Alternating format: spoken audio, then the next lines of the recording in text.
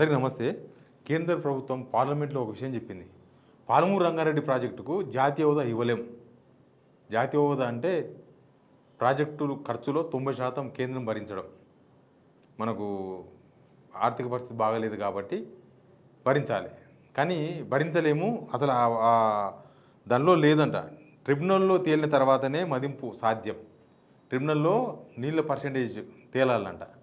ఇదంతా కేంద్ర ప్రభుత్వం చెప్పింది పార్లమెంట్లో. ముందు సబ్స్క్రైబ్ చేయండి, షేర్ కూడా చేయండి. నిజానికి పాలమూరు రంగారెడ్డికి జాతీయ హోదా కావాలని మనం ఇప్పుడు కాదు, ఎప్పటి నుంచి అడుగుతున్నాం. కానీ వీళ్ళు ఎంపీ రేణుకా చౌదరి రాజ్యసభలో అడిగిన ప్రశ్నకు కేంద్ర ప్రభుత్వం సమాధానం చెప్పింది. నిజంగానే పాలమూరు రంగారెడ్డికి 90% ఖర్చు కనుక కేంద్రం భరిస్తే మనం 10% పెట్టుకుంటే ఈజీ కదా, కొంత అప్పు తగ్గుతుంది తెలంగాణకు. సర్వసాధారణమే. ఇప్పుడు ఏపీలో పోలవరం ప్రాజెక్టు జాతీయ హోదా ఇచ్చింది సెంట్రల్, ఇదే గవర్నమెంట్, ఇదే బీజేపీ. తర్వాత కర్ణాటకలో కూడా వేరే ప్రాజెక్టుకి ఇచ్చారు. కానీ ఇక్కడ మాత్రం ఇవ్వలేదు. కర్ణాటకలో బీజేపీ ఉన్నప్పుడు ఇచ్చుకున్నారు జాతీయ హోదా. తెలంగాణలో మాత్రం దేనికి ఇవ్వలేదు. కాళేశ్వరానికి ఇవ్వలేదు, పాలమూరు రంగారెడ్డికి ఇవ్వలేదు. ఇక దీన్ని ఏమని అర్థం చేసుకోవాలి మరి? ఎవరికి లొంగి ఇప్పుడు తెలంగాణ మీద ఈ కుట్ర జరుగుతుంది? ప్రాణిత చేవేలకు అప్పట్లో ఇవ్వలేదు, ఉద్యమం నడిచే టైంలో. కాళేశ్వరానికి ఇవ్వలేదు, పాలమూరు రంగారెడ్డికి ఇవ్వలేదు. మరి ఇక్కడ 8 మంది ఎంపీలు, 8 మంది ఎమ్మెల్యేలు, వచ్చేది మాదే గవర్నమెంట్ బీజేపీలో. అసలు మేము బస్సు యాత్ర చేస్తాం, పాదయాత్ర చేస్తాం, రథయాత్ర చేస్తాం అని చెప్తున్నారు. బీజేపీ ఎంపీ మామ్నార్ ఎంపీ కూడా బీజేపీ ఎంపీ డీకే అరుణ గారు. మామ్నార్ ఎంపీ కూడా గెలిపించారు కదా జనం. అయినా పాలమూరు రంగారెడ్డికి జాతీయ హోదా రాదంట. ఇది ఎవరు ఫెయిల్యూర్? వాళ్ళు రేవంత్ రెడ్డి 75 సార్లు పోయిన ఢిల్లీకి. ప్రధానమంత్రి బడే బాయ్ అన్నాడు. అమిత్ షాని కలిసిండు, కేంద్ర మంత్రులను కలుస్తున్నాడు, డెవలప్ కోసమే పోతున్నా అంటున్నాడు.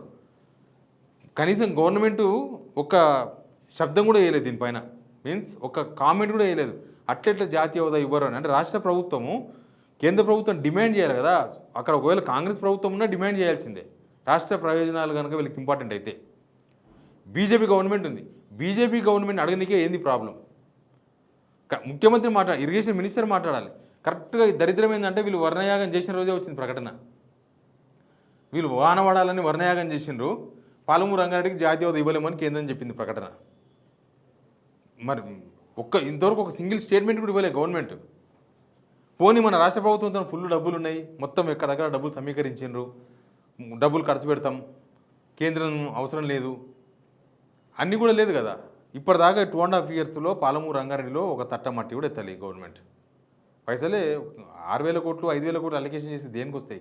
దానికి ఒక 30-40 కోట్లు కావాలి పాలమూరు రంగారెడ్డికి. మొత్తం ఖర్చు వాళ్ళు పెట్టుకుంటారు, అయిన ఖర్చు కూడా రిపీట్ అవుతుంది. కానీ ప్రభుత్వానికి దాని మీద కాన్సన్ట్రేషన్, చిత్తశుద్ధి ఉన్నట్టుగా ఎక్కడ కనిపించలేదు. అసలు పార్లమెంట్లో కాంగ్రెస్ ఎంపీలు, రాజ్యసభ ఎంపీ కూడా ఉన్నాడు, అనిల్ వాళ్ళు ఉన్నారు కదా. మరి వాళ్ళు ఏం చేస్తున్నట్టు? పార్లమెంట్లో ఉన్న మన ఎంపీలు ఏం చేస్తున్నట్టు? కాంగ్రెస్ ఎంపీలు 8 మంది ఎంపీలు. నిజంగానే ఇదో పెద్ద కథ. ఒకవేళ బీఆర్ఎస్ ఎంపీలు కనుక ఉండింటే ఈ ప్రకటన తర్వాత ఖచ్చితంగా ఆందోళన జరిగేది, లోపల ఖచ్చితంగా నిరసన తెలిపేది. కనీసం ఒక ప్రెస్ మీట్తో మాట్లాడేవాళ్ళు. అక్కడ ప్రెస్ మీట్ కూడా పెట్టలే కాంగ్రెస్ ఎంపీలు. అడిగింది రేణుకా చౌదరే. కానీ లోక్సభలో కాంగ్రెస్ ఎంపీలు ఉన్నారు 8 మంది బీజేపీ ఎంపీలు ఉన్నారు. అంటే దేని చూసి వీళ్ళను మన తెలంగాణ కోసం పనిచేస్తున్నారు అనాలి. బీఆర్ఎస్ లేని లోటు కనిపిస్తలేదా? ఒకవేళ బీఆర్ఎస్ఏ కనుక పార్లమెంట్లో ఉండింటే పాలమూరు రంగారెడ్డికి జాతీయ హోదా రాలేదు, ఇవ్వలేము అని చెప్పింటే ఖచ్చితంగా ధర్నా జరిగేది. వీళ్ళు కనీసం ధర్నా కూడా చెప్పలేదు. ధర్నా కూడా కనీసం ఒక పిలుపు కూడా ఇవ్వలేదు.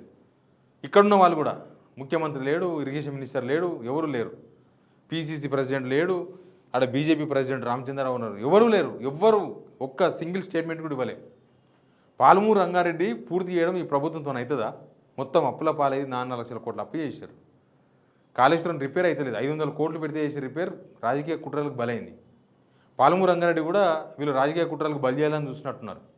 లేకపోతే కేంద్రం డిమాండ్ చేయడానికి ఏమైంది వీళ్ళకు? రేవంత్ రెడ్డి ఇన్నిసార్లు ఢిల్లీ పోయి ఒక్కసారైనా కేంద్రాన్ని అడిగిండా పాలమూరు రంగారెడ్డికి కావాలని? ఆయన సొంత జిల్లా. మళ్ళీ రేవంత్ రెడ్డి సొంత మామ్నార్ జిల్లా చెందినవాడై ఏం లాభం? ఆయన జిల్లాలో ఉన్న ప్రాజెక్టు కూడా జాతీయ హోదా సంపాదించుకోకపోతే, ఆ ప్రాజెక్టు పూర్తి చేయకపోతే, ఆ ప్రాజెక్టు నుంచి నీళ్ళు ఇవ్వకపోతే రైతులకు దేనికోసం ముఖ్యమంత్రి అయింది? పాలమూరు రంగారెడ్డి కాదు, పాలమూరు ప్రజలకు ఏం సమాధానం చెప్తారు రేవంత్ రెడ్డి దీని తర్వాత పార్లమెంట్లో డిసైడ్ చేసిన తర్వాత? మరి ఏమైనట్టు? ఇప్పుడు బీజేపీతో మంచిగా ఉన్నారు, రాష్ట్ర ప్రభుత్వం కేంద్ర ప్రభుత్వం మంచిగా ఉండాలి, మోడీతో మంచిగా ఉంటేనే రాష్ట్రానికి నిధులు వస్తాయన్నారు, రాష్ట్రంలో పనులు అవుతాయన్నారు. ఇప్పుడు మోడీతో మంచిగానే ఉన్నాడు కదా రేవంత్ రెడ్డి. మరి మీరు మంచిగా ఉండి, మీరు పర్సనల్గా మంచిగా ఉండి ఏం సాధించారు? బహుశా చంద్రబాబు నాయుడు ఒత్తిడి తలొగ్గిందా కేంద్రం? చంద్రబాబు నాయుడు ఇక్కడ ప్రాజెక్టులు కట్టొద్దు, పాలమూరు రంగారెడ్డి జాతీయ హోదా వస్తే మొత్తం అనుమతులు వచ్చేస్తాయి, కేంద్ర ప్రభుత్వమే టేక్ ఓవర్ చేస్తుంది కాబట్టి వాళ్ళకు కృష్ణా నీళ్ళు వాళ్ళు ఇష్టం ఉన్నాడు వాడుకోనికి రాదు, పొద్దురెడ్డిపాడు నుంచి కొట్టనికి రాదు నీళ్ళు. పాలమూరు రంగారెడ్డి మనం దానికి సోర్స్ ప్లాన్స్ పెట్టిందే శ్రీశైలం నుంచి. శ్రీశైలంకి వెళ్ళి ఎందుకు సోర్స్ ప్లాన్స్ పెట్టిరని కూడా ఇక్కడ కూడా మాట్లాడుతున్నారు. అక్కడ చంద్రబాబు నాయుడు వాయిస్, ఇక్కడ కాంగ్రెస్ వాళ్ళ వాయిస్, ఇక్కడ బీజేపీల వాయిస్, సెంట్రల్లో బీజేపీ వాయిస్, అన్ని సేమ్ వాయిస్ ఉన్నాయి. ఒక్కడు కూడా తెలంగాణకు పనికొచ్చే వాయిస్ కాదు. అన్ని తెలంగాణకు నష్టం వచ్చే వాయిస్లు, నష్టం చేసే వాయిస్లు, తెలంగాణకు ప్రాజెక్టు పూర్తి కాకుండా మొత్తం మూలకు పడే వాయిస్లు ఇవన్నీ కూడా. ఎవ్వరికి ఇంట్రెస్ట్ లేదు ప్రాజెక్టులు పూర్తి చేద్దామని. కానీ పార్లమెంట్ ఈ స్టేట్మెంట్ ఇచ్చింది అంటే కేంద్ర ప్రభుత్వం ఇంకా తెలంగాణ విషయంలో కేంద్ర ప్రభుత్వం ఆలోచన ఏందో అర్థమవుతుంది. పాలమూరు రంగారెడ్డి విషయంలో ఇంత తీవ్రమైన నిర్ణయం తీసుకుంటే ప్రభుత్వం నుంచి స్పందన రాకపోవడం, ప్రభుత్వం స్పందించకపోవడం, అసలు ఇరిగేషన్ మినిస్టర్ ఉన్నాడో లేదో తెలియకపోవడం, రేవంత్ రెడ్డి మాట్లాడకపోవడం, చంద్రబాబు నాయుడు చేసిన ప్లాన్లో వీళ్ళంతా ఇరుక్కున్నారేమో అని అనుమానం కలిగే విధంగా కనిపిస్తున్నాయి. Please subscribe.